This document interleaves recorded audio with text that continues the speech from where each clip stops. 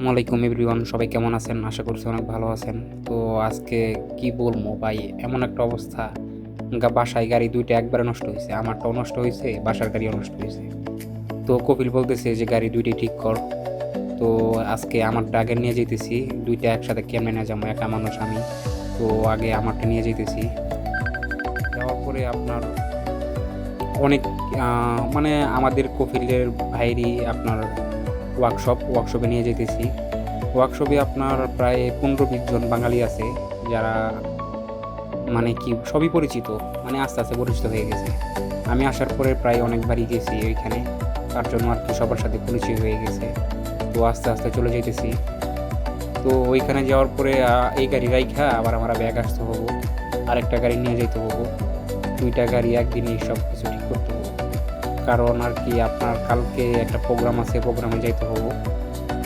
তার জন্য আরকি আজকে আর কোনো কাজ করি নাই। মাদ্রাসায়ও যাইনি। বলছি যে গাড়ির সমস্যা, আজকে মাদ্রাসায় যাব না। তো আমার কফিল আর কোনো কিছু বলে নাই।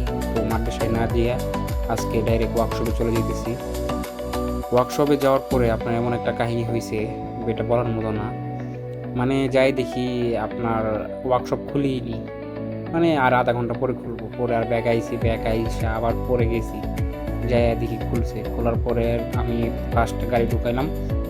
ঢোকার পরে কি সমস্যা সব বললাম। বলার পরে বলতেছে যে এটা কোনো সমস্যা না, আমি দেখতেছি কি করা যায়।